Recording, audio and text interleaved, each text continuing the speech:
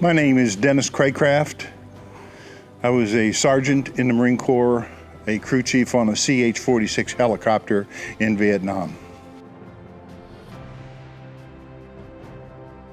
Gray Bieber, E4, Army, combat medic, 6 years. Kevin Buxton, helicopter mechanic, RA 11630-210. I still got it, some of it. 3 years, Army. Brett Parsons, U.S. Navy. I was an aviation ordnanceman, 3rd class. I built bombs and then ultimately worked on F-18s, loading and downloading ordnance from 2002 to 2006.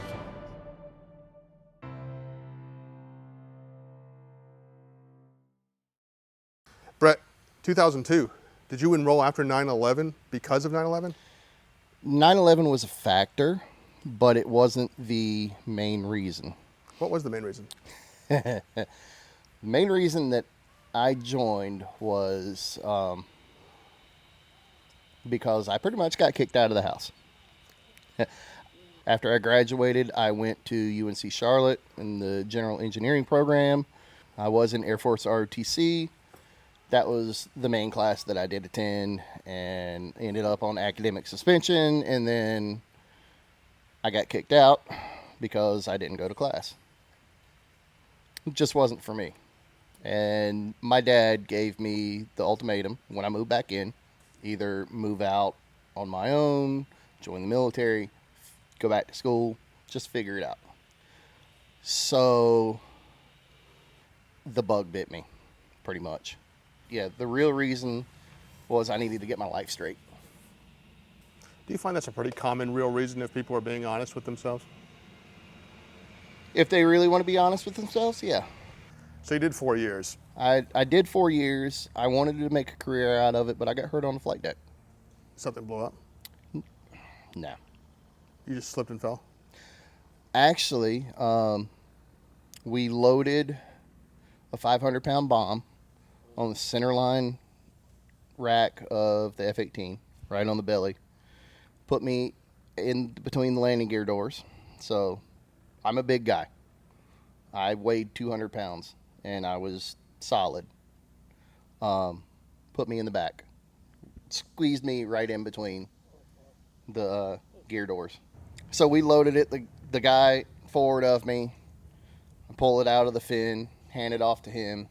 He gets out. I climb out from under the bird. He swings around with the bar, whole body, swivels around because he heard his name called. And, just accident, hit me in my knee, pushed my kneecap to the side, dislocated my kneecap, went into pry fly where our corpsman was,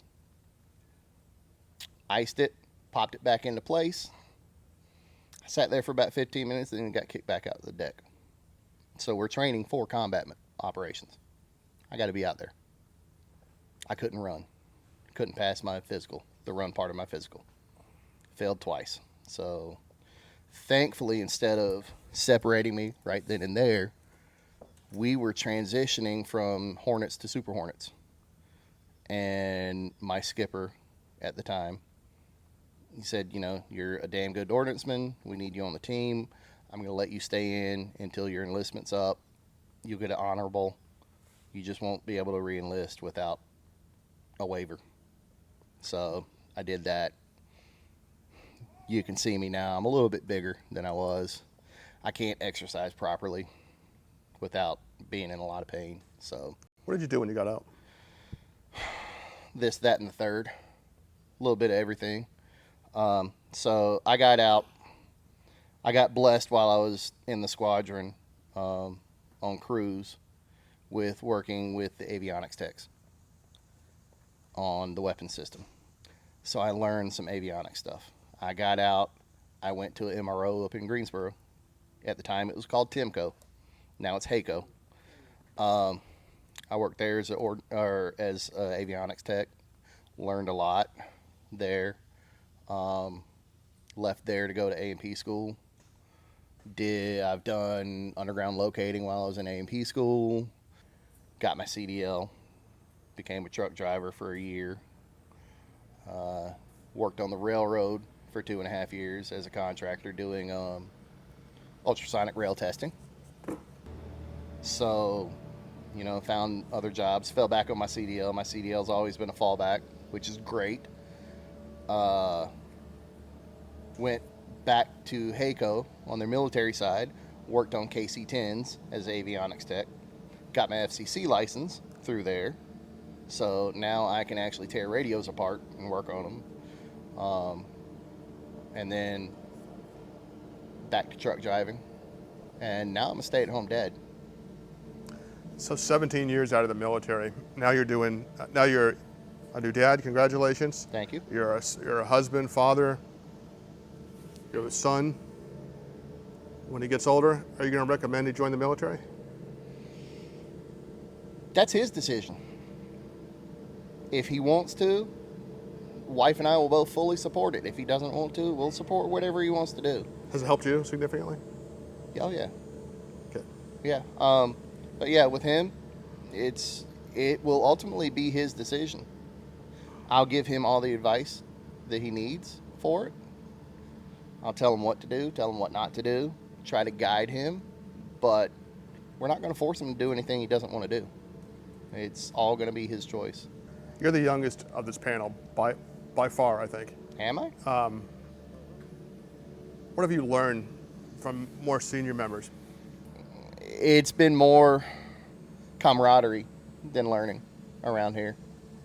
I've learned throughout my years, especially after getting out of the military, transitioning back into civilian life, which I still haven't fully done.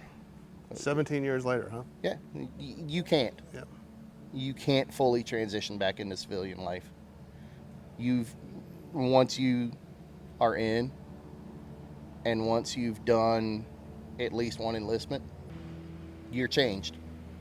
I mean, you're completely changed. Your outlook on everything changes, and that's what a lot of vets struggle with coming out. One of my other veteran friends yesterday, she's been having a hard time here lately. She was telling me she got sick and had to leave. So she got out before her first enlistment was up. But I sat there and reminded her, hey, you've got family.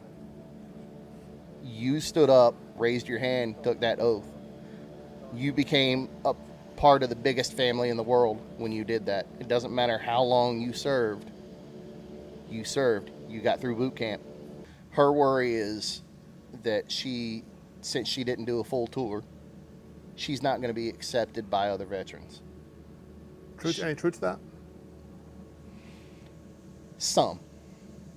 There are some that won't consider that, I've seen, but the vast majority of us welcome anyone that has taken the oath with open arms. Great, I saw you shaking your head profusely when you said you looked at any less of a veteran as that. Do you want to expand on that a little bit? No, I just want to, anyone who thinks about serving their country, to me, I don't know, it's all good on my books. When did you enlist? I enlisted in 91. 91, okay. And how long did you serve for? 6 years. What made you enlist? I flunked out of college. That's a pretty common thing, isn't it? Yeah. And I didn't want to go home, and I had no money, so Uncle Sam paid for me. So that was probably right after Desert Storm, right? Yes. Yep. A lot of your friends in Desert Storm are people you went to school with? I didn't really keep up with many people from high school. Yep. But a lot of when I joined the Army and then when I got to my duty station, a lot of those guys had gone. What did you specialize in? I was a combat medic. Wow. I got stationed in Hawaii. Wow. Did you choose to medic route, or was that sort of chosen for you to take a test? When you take your ASVAB and Yep. then what you score, they show you what's available depending on your score, what you can go. Nice. And they thought medic was the way to go for you, and you wanted to do that as well? Yeah. Yeah. After 6 years and you got out, did you stay in that field? Actually, I had kids and was a stay-at-home mom. So, yeah, I was a medic to them. 2 boys in Yep. the beginning, 2 years apart. Yeah, there were lots of injuries. How old are your boys now? One is 22, and my 24-year-old died in June Oof, sorry. from fentanyl overdose. Oh, Jesus. So he Wow. would have been 24. Wow. Either one of them been in the military? My son, Max, went to Camden Military School in South Carolina his high school year and actually got into the Citadel, but he flunked out during COVID because they didn't go to class. Yeah, I mean, that's Yeah. understandable. They were sitting in their dorm room on a computer. So, but he did the whole year at the Citadel. So both your kids were your son and your other son, both your sons? And then I have a 10-year-old daughter too. Oh, wow. Okay. Yeah, definitely say that. What does your other son do now? What does your son do? He's gone. He started back to school, but still it's online. What's he going to school for? Just business management right now. Okay. And you have a 10-year-old too. What a age difference. Nice. Smart. Where were you on 9/11? I was actually taking my older son to preschool. Wow. How did it make you feel since you were in the military and it was way before 9/11? And when 9/11 happened, you knew a lot of people would be joining and you knew a lot of stuff. I was actually processing out of the Army during then Oh, wow. because I did the Air National Guard here in Charlotte for a little bit. And I got out like a month before 9/11 hit. Because if I didn't, they wouldn't have let me out. Sometimes I think I should have stayed in. But I couldn't leave my Hindsight's kids. 20/20. I know. How did that make you feel? Well, I think I'm the only one here that never got deployed. And joining the service, deployment is a huge part of it. So, Well, you went to Hawaii. So there's that. yeah, Yeah, but not the same, right? You Yeah. know, I'll tell you something. People don't realize that a combat medic is way out there. Life expectancy, 10 minutes, maybe. Because Combat, yep. that's it. I'm I glad. was a female, so I would have been able to stay. They wouldn't have put me on the front lines. They wouldn't have let us. Maybe now they do. Yep. Yeah, they do. Yeah. Really? A lot of them Really? are out in Yes. front. In a war? Yes. Yes. Females are at the front now. Yep. They're They're at the front. helicopter pilots now. A lot of them are at. Well, yeah. I Well, could say, but yeah. that fly into. Right, into a Well, zone, yeah. A Yeah. lot of them were at the MASH units, and the MASH units, when we came back, flew back in wounded people. They were probably not even 2 clicks, 3 clicks from us. We were a 15-minute flight, and that whole MASH unit was all nurses, all doctors. And they even flew out to the medevacs and dust-offs in the hot LZ to pick up people. You were in the Army. What years were you in the Army? 68 to 71. So you were prime Vietnam era. Yeah, I kind of, I was in high school, kind of breezed through my first 3 years, and then I liked science and I liked aviation, and books for me were, fine, but I begged my father every day for 4 months to let me sign up. So I signed up, and What did your father think when you signed up? he didn't want me to go because Okay. he knew of Vietnam. I'm just thinking of traveling and having a nice career. Wasn't thinking about Vietnam. Then I found out that my older brother got drafted, and he just started a family. I think he had two kids, young, and he would have been deployed right over. So I volunteered so that the family, brothers, couldn't go over, so they took me first. It Wow. was a good decision, really good decision. So I signed up, I was just turned 17. Wow. Where I got to my first, it was an aircraft mechanic, helicopter, fixed wing, went to get all my qualifications. I got expert marksman on a couple of different items. Then they wanted me to go continue shooting, to be a marksman, to be 11 Bravo, which is infantry. And I said, there's no way. I want to fly. I want to be in aviation. So I got sent down to Alabama. We did our school for maintenance, helicopter maintenance. We were supposed to do everything, wasn't it, Dennis? Weren't we supposed to do everything? I mean, for our MOSs, mechanics, we were supposed to be fixed wing and everything, right? Not in my, Oh, yours? Yeah. I mean, you specialize. Yeah, I was, yeah. I actually was a specialist, Spec 4.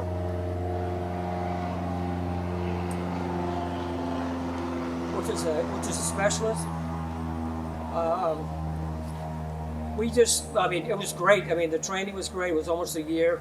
And then we kind of knew when they closed the doors, it's, you know, it was just like you, every other person, you're all going to Vietnam, go home for 30 days and, you know, talk to your family, whatever, get everything squared away. And then I was shipped out. And of course, I went to a place called Chu Lai, which Dennis will know too, some of you in Vietnam, where a lot of the maintenance was happening. I was there probably 3 or 4 months. It wasn't bad because we didn't see any action. But then I got stupid and wanted to fly. So orders got cut from Westmoreland that every other guy changed their MOS, which is what you do from a mechanic. He kind of figured that if the mechanic was flying with the helicopter, they could fix it. Well, if you're going down in the helicopter, you're not going to fix it. So I ended up being the first guy in my unit, the youngest guy in my unit, to fire a minigun. Wow. It was quite a thrill. And then I ended up flying on the teams called Nighthawk. It was search and destroy. We were only 6 helicopters in Vietnam that were the most powerful. We were miniguns, rockets, both sides, 2 miniguns in the front. When we got called in, the teams had to back off, would insert other teams and just take out the whole entire area. That area was totally done, would take off again, reinsert these guys back in. It was pretty tough. We saw the worst of the worst. Wow. We saw a lot of guys that didn't make it. We actually took them back with us to go to Graves registration. We had a time where a dust off couldn't make it out. We helped. He was taking fire so heavy, we ended up coming off of our mission, going down, getting the dust off out of the way, wiped off the entire area.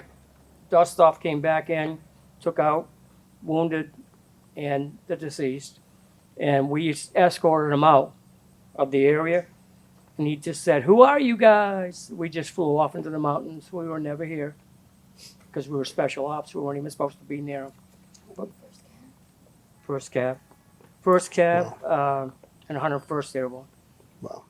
When you finally got out, relieved, saddened, displaced? All those things, maybe? Everything. Yeah. I mean, I figured I would come back to my hometown and just start hooking up with friends again and find a job.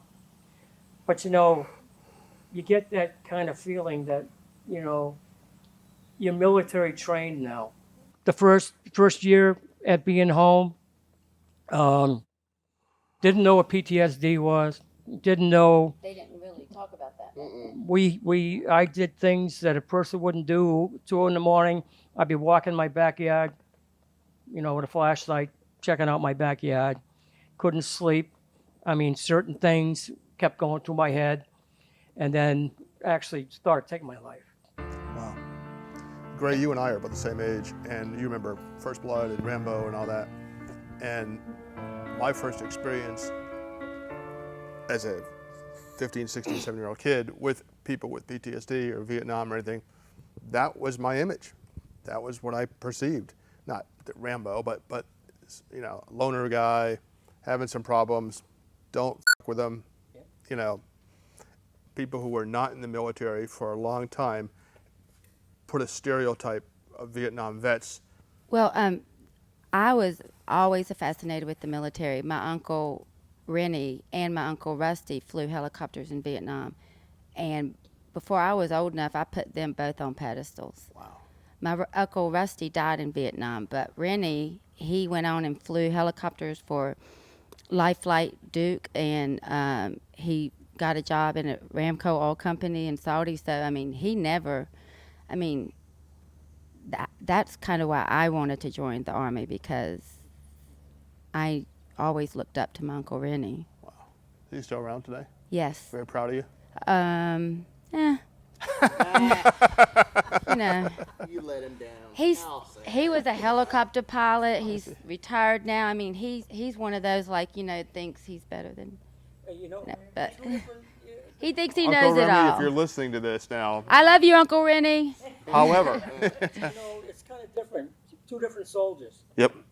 Yeah. two different lands, two different worlds. Generations too. Two different generations. We saw combat almost every day. Yep. Every single day, and it gets to you after a while. I mean, it's totally different. Not to say, you know, Hawaii's beautiful, but we were fighting combat every day. Oh yeah, and I mean, I grew up watching like Full Metal Jacket, Hamburger Yep. Hill. Yep. So, Those were like I kind of like the war movies. Yeah. Yep. Than Platoon, others. yeah. Yeah, Platoon was another great one. Yep. the best movie for our outfit was We Were Soldiers. Yes. Oh, that was a good one too. That is our unit. We did that. I cried through the whole movie because that was us. I'm going to take a guess, Dennis, that you are the senior or the elder in this group. Who, me? I'm going to take a guess. I might be wrong, but probably not. Yeah, I'm the senior. He's just the What, jarhead. what years were you in there? In Marines? 1965 to 1969. Okay, so a little bit before And you. unlike these people, I was drafted. Wow. So you were early draft, right? Well, in 1965, draft was if you were 18 and you didn't have a government job, or you didn't have a wife with 2 kids, or you weren't in college and you were perfectly healthy, you were drafted. Wow. And I received my draft notice on October 1st. How did that make you feel? Well, I spent the 2 previous years as a hairstylist. I was a licensed. I won a national hair cutting contest, and I was working in the women's styling industry. I was a hairstylist. Really? Yeah. At 16 and 17? I was at 18, Wow. and when I got the draft notice, it's kind of funny. I'm going to say this, and you can cut it out all you want. I joined the Marine Corps. I had no desire to be a Marine whatsoever. I didn't like their uniform, but my mother ran a bar in our hometown, and she was bragging on me getting my draft notice. And the Marine Corps recruiter who drank his lunch there every day, he said, well, he hasn't signed anything yet, has he? And she said, no, he hasn't, but he's going in on Friday. And he said, well, have him see me before he goes. So as a courtesy of my mother, I went and talked to him. Wow. And the day I got my draft notice, I lost my virginity that night to a girl I'd been dating for 3 years. Wow.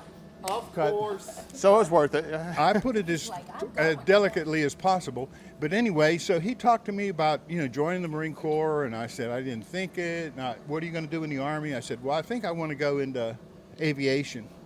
And he basically said, well, you can go into aviation in the Marine Corps.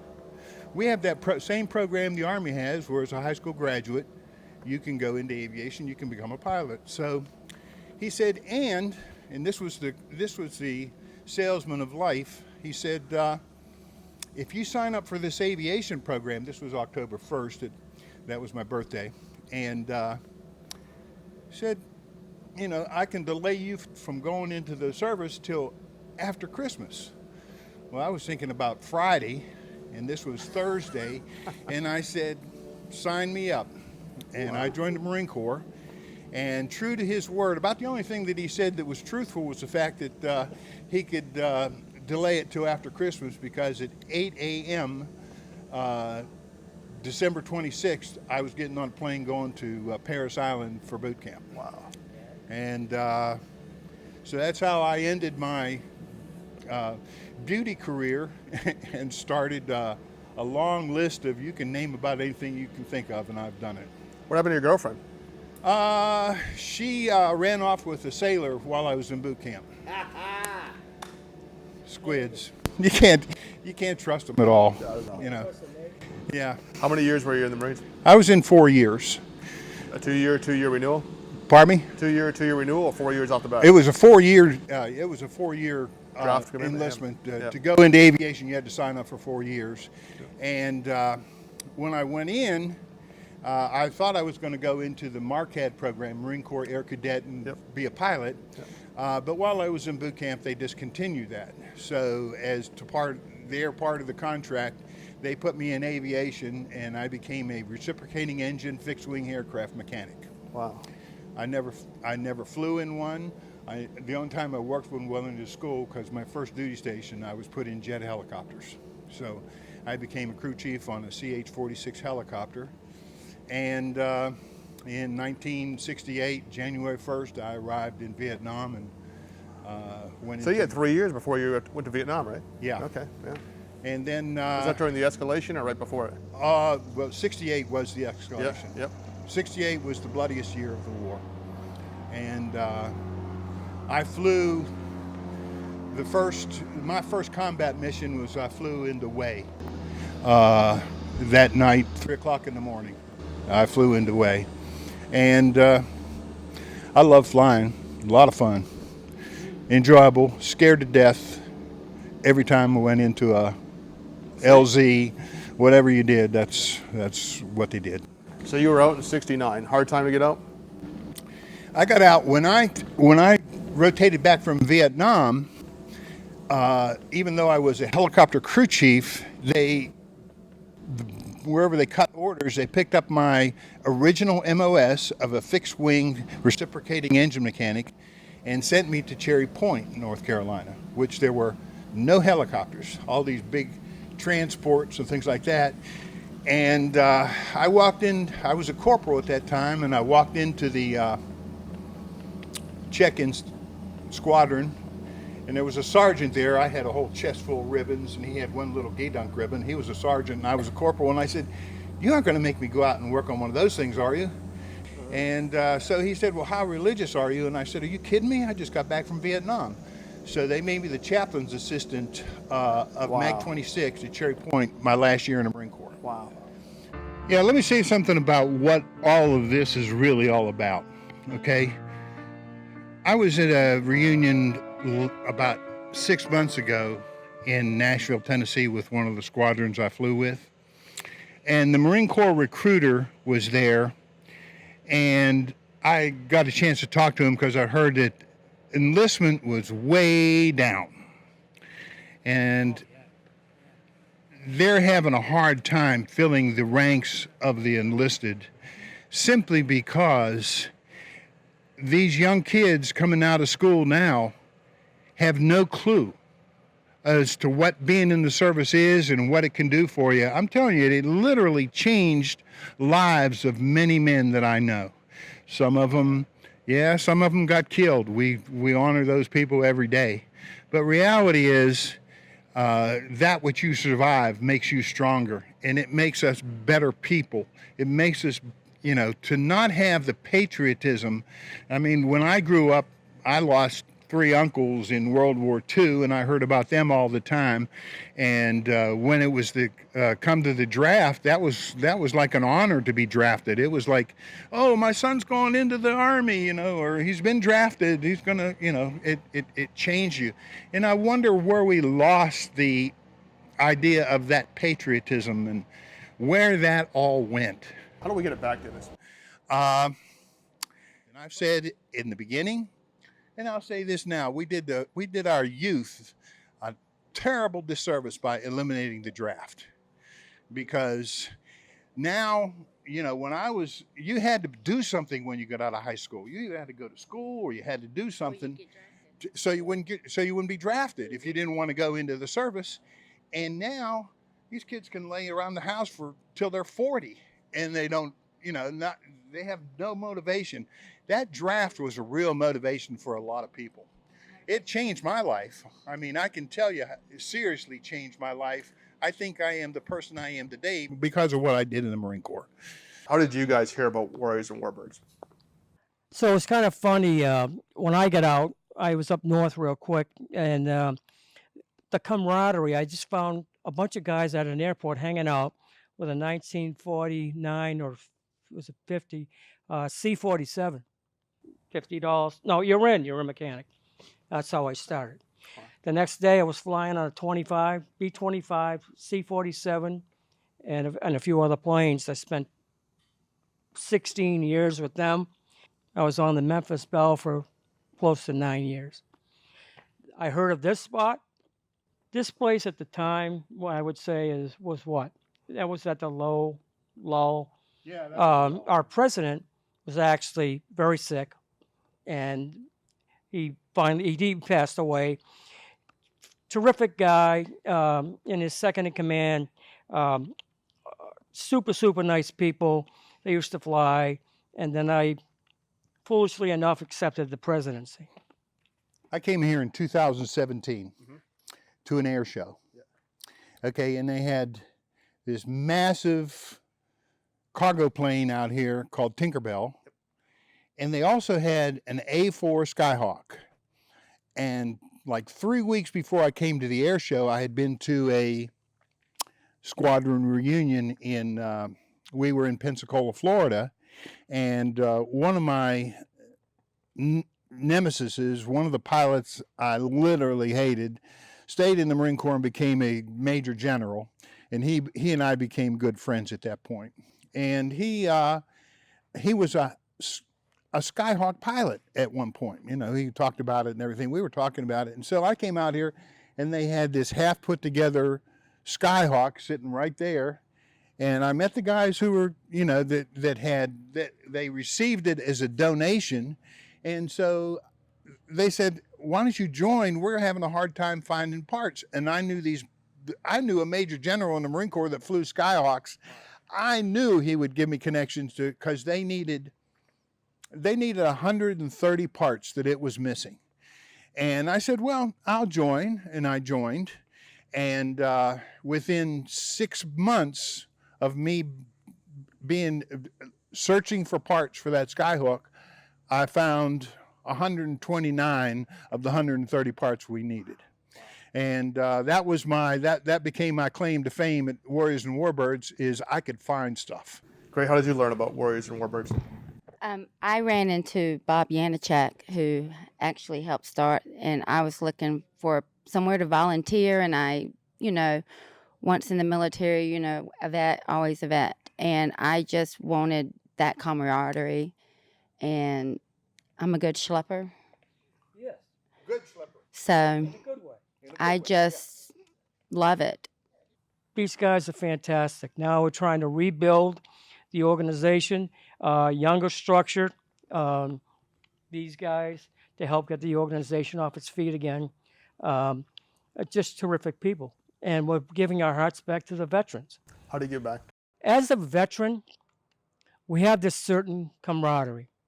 Right off the bat, when you see a veteran, what was your MOS? What did you do? You talk the lingo, you talk the language. I mean, I could talk to you all day long, but he would understand a lot more. She would understand a lot more where I came from and what I did. Once I got back into the groups of the people, they were brothers, they were sisters that have been there, and they can understand you. In the 2010 census, they reported that there were over 13 million Vietnam veterans who reported being Vietnam veterans. There were actually about 2.4 actual Vietnam veterans. I never let a veteran down. Okay, if I see a veteran, somebody with a veteran sign, veteran hat on, standing on the side of a road with a sign, I will stop to give them money. And I don't talk about pennies or dollars. I talk about maybe $50 or whatever. And before I hand that money over, I ask them, where were you? It's amazing. You know exactly the minute he says one thing out of his mouth, whether he's a Vietnam veteran or not. Just shout out PVAC. PVAC is the Piedmont Veterans Assistant Council. And I'll tell you what, this lady is up further north about an hour. She's fighting for the veterans. She's taking the homeless off the streets. So PVAC, go. I'm helping them support them through Richard's Foundation and a bunch of other foundations to get the veterans off the street. We got some events coming up. Can you tell us about these events and what's going on and what people can do to help out? Warriors and Warbirds, we have an air show coming up, as you know, November, second weekend in November, which is the 11th and 12th. Everybody come on down. It's going to be a fabulous put show. Each year it gets bigger and bigger. The show is perfect. Tora is a reenactment of the attack on Pearl Harbor, including back there along that tree, along the flight line or the runway. They have about 100 yards of pyrotechnics go off all at one time, and the wall of flame, you can stand here and feel it. It's so hot. It's incredible. Every year we have a hanger dance, okay? A hanger dance and dinner. It's just a blast. We bring in a big band that plays 40s music, and all the reenactors come in their uniforms, and we have dinner and a hanger dance, and it's open to the public. And people, last year we had a hanger dance. It's usually dead by about 9 o'clock. This thing, we had to throw everybody out at 11 o'clock. Just come on down. I have just one other quick thing. Just terrific people. And we're giving our hearts back to the veterans.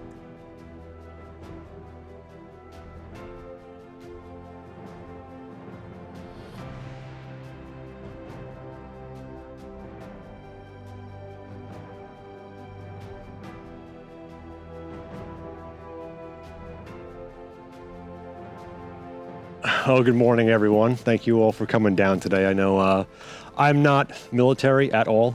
I'm 100% civilian, but slacker. But this is taking over as a president. This is what I'm looking for. You know, we used to work a lot on the C-46, Tinkerbell, who's not here anymore. So now we have to hit the reset button and move on to things and get back to our roots of helping veterans. And you know, we flipped that too around to promoting aviation in our youth. And putting all that together and keeping people together.